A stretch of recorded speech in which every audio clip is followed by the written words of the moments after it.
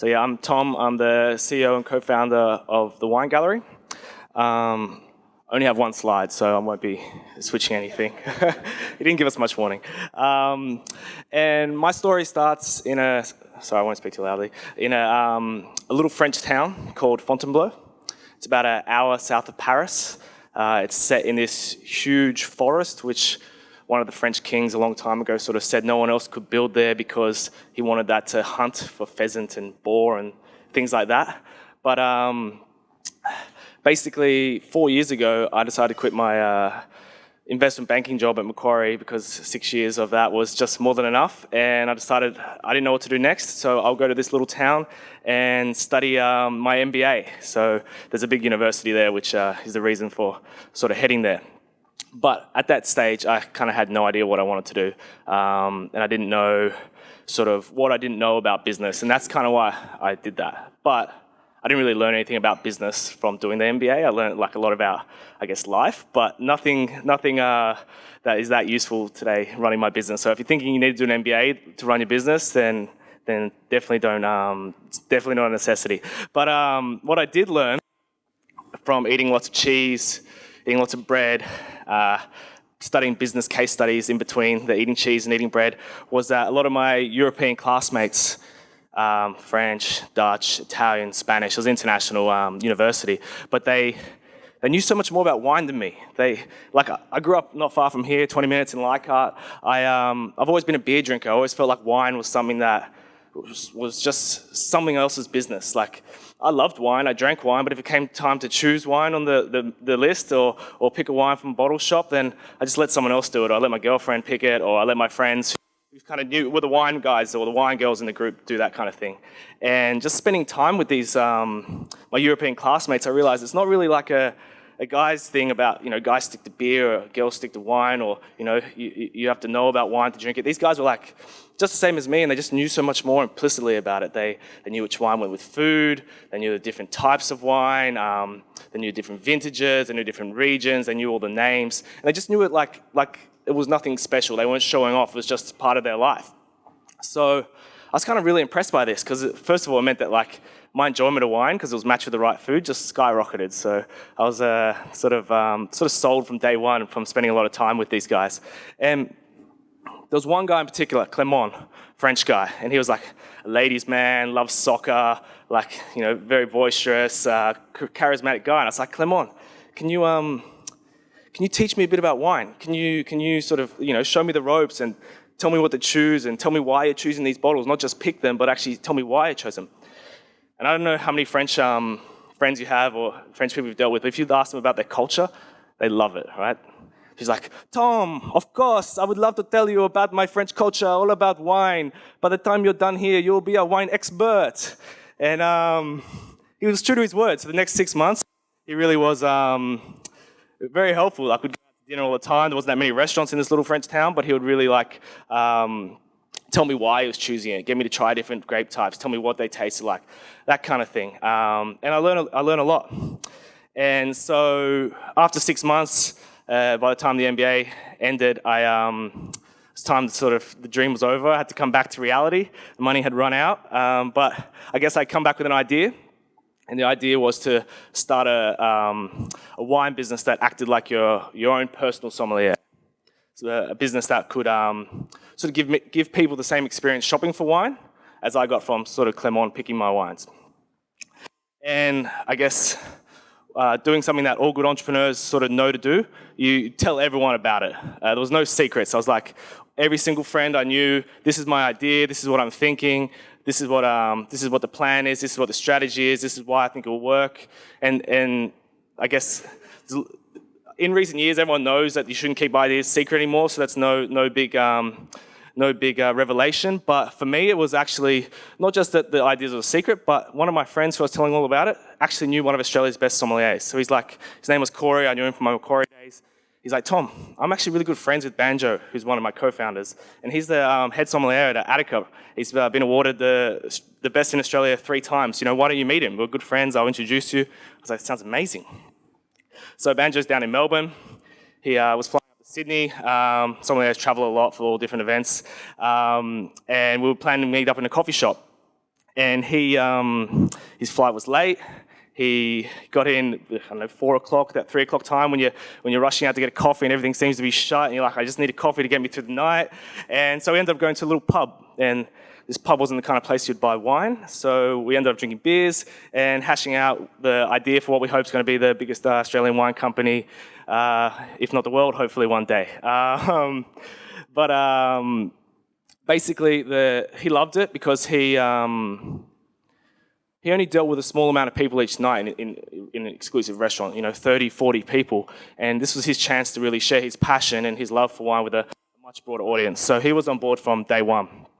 And so the idea we landed on was, and this is where I'll get to data, is personal wine subscription tailored to your taste, using a quiz to recommend your first bottles, and then using your feedback to continually personalize and make a very customized experience for each one of our customers. So we are a wine subscription, so a bit different to regular retail, but that was the sort of general idea. Now we like to call it our sort of monthly wine adventures, personalized to your taste, curated by Australia's best sommelier, and delivered to your door. And the way that the data works in the business, that's the rest. That was the whole narrative. So now I'll get down to the nitty gritty. So Rob told me I had to spend like 5 minutes telling a story, so that's what I did. Was the quiz. 7 questions. Questions like, what's your favorite chocolate? What's your favorite cocktail? What fruit flavors do you like? What's your favorite smoothie? Each one of those questions we tag to a specific wine characteristic. And then in our back end of our system, we have a place where we can capture, say, between 30, 50 different characteristics for each bottle, based on those main characteristics, but all different data points. So, fruit flavors are limitless. Some others have a scale like acidity and tannins and things like that. But we use those questions to recommend the first 3 bottles to our customers. It's not perfect, but it acts as a starting point to give people that know nothing about wine, that are too intimidated to pick their own wines, or just don't know where to start, or head into Dan Murphy's or Dan Murphy's online, and there's just so many choices that they don't really know where to go. So this gives them 3 bottles, and if they don't know any better, then the decision's made for them, not any better, but if they aren't confident enough to pick their own one, the decision's already made very easy for them. These are your 3 recommended bottles, and let's go for it. And most people, 90% of people, choose the 3 bottles we recommend them. We give them the option to change it. So from there, we then ask all our customers each month to go and rate their wines. So we've built a nice and easy customer experience where they can then log in online, see which wines they've had, and rate them. We then use those ratings again to cross-reference against these sort of tags that we have made with every bottle, and over time we make increasingly intelligent recommendations for our customers. So it's a very personalised experience. After a few months, no 2 customers will have really gone on the same wine journey. Maybe as we get bigger, that might change, but everyone's experience is really different. If we drew out a tree of different wines that everyone's had, it would always be different. So that's kind of how the business works.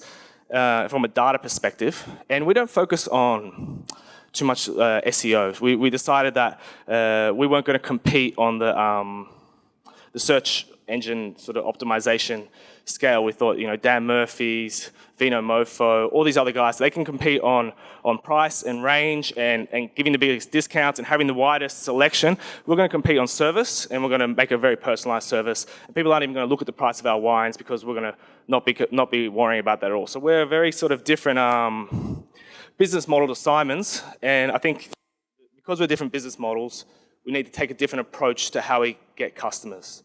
And I guess moving on to my next point is how do we get customers? And there's 2 sort of aspects. One, how we launched, which I don't know, sort of listening here today, I don't know how relevant it is anymore because it had a lot to do with Instagram, and Instagram changed a lot since when we launched. So 2 years ago, sort of the end of the Instagram heyday, all the big brands like Frank Body and Triangle and a lot of these other sort of fashion brands that already, like the Fifth Watches and all of Greta Rose's businesses had already picked up all these followers through sort of tactics that aren't as easy to replicate these days because of the algorithm changes. But basically, We caught the tail end of that, and we were able to grow to be the biggest wine company in Australia on Instagram, and that was how we got our first customers.